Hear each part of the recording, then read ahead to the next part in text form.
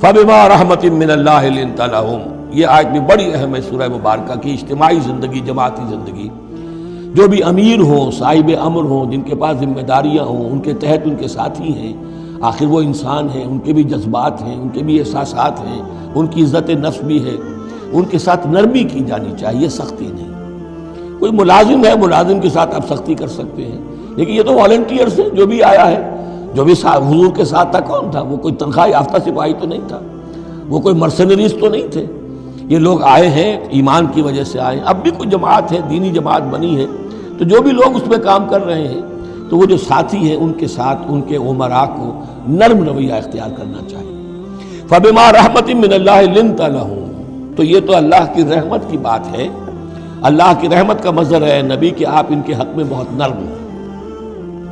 وَلَوْ كُنْتَ فَظًّا غَلِيظَ الْقَلْبِ، اور اگر ہوتے آپ تند خو اور سخت دل، لَانفَضُّوا مِنْ حَوْلِكَ، تو یہ آپ کے ارد گرد سے منتشر ہو جاتے، آپ کو چھوڑ کر چلے جاتے۔ کوئی کارواں سے ٹوٹا، کوئی بدگماں حرم سے، کہ امیر کارواں میں نہیں خوئے دل نوازی۔ فاعف عنہم، اب چونکہ اتنی بڑی غلطی ہوئی تھی، بہت بڑا چرکا لگ گیا تھا مسلمانوں کو، حضور سے کہا جا رہا ہے اپنے ان ساتھیوں کے بارے میں بھی اپنے دل میں میل مت آنے دیجیے۔ غلطی ہو گئی ہے، کوتاہی ہو گئی ہے، اللہ نے معاف کر دیا ہے، فاعف عنہم، تو آپ بھی انہیں معاف کر دیں، عام حالات میں بھی معاف کرتے رہا کریں۔ واستغفر لہم، جو خطا ہو گئی یا ہو جائے اس پر استغفار کیا کریں ان کے لیے۔ وشاورہم فی الامر، اور یہ نہ کریں کہ اب آئندہ ان کی کوئی بات نہیں سننی، نہیں، مشورے میں شامل رکھیے ان کو بھی، اور ان سے مشورہ کرتے رہا کیجئے امر میں۔ اس سے بھی باہمی اعتماد پیدا ہوتا ہے کہ ہمارا امیر ہم سے مشورہ کرتا ہے، ہماری بات کو اہمیت دیتا ہے۔ یہ بھی گویا کہ در حقیقت اجتماعی زندگی کے لیے بہت ہی ضروری بات ہے۔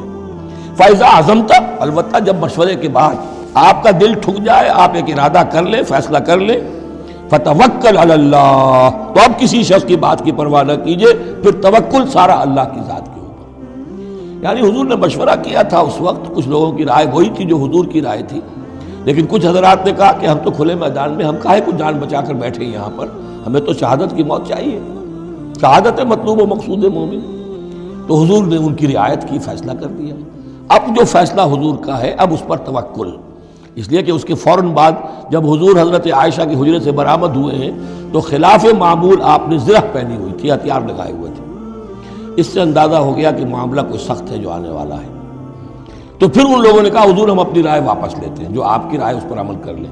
یہ اس کا معاملہ ہے، جب ایک فیصلہ ہو جائے تو یہ نہیں کہ اب دل میں یقین ہو جائے آدمی، ابھی ادھر ابھی ادھر، نہیں، پھر اس کے اوپر جم جائے۔ فَإِذَا عَزَمْتَ، جب آپ ایک فیصلہ کر لیں، فَتَوَكَّلْ عَلَى اللَّهِ، تو اللہ پر توکل کیجئے، ان اللہ یحب المتوکلین، یقیناً اللہ تعالیٰ توکل کرنے والوں کو پسند کرتا ہے۔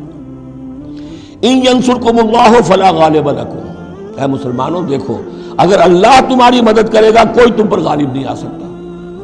وَإِن یخذلکم، اور اگر اللہ تمہاری مدد چھوڑ دے، دستکش ہو جائے، فمن ذا الذی ینصرکم من بعدہ، تو کون ہے وہ جو تمہاری مدد کرے گا اس کے بعد۔ وعلی اللہ فلیتوکل المؤمنون، پس اللہ ہی پر توکل کرنا چاہیے ایمان والوں کو۔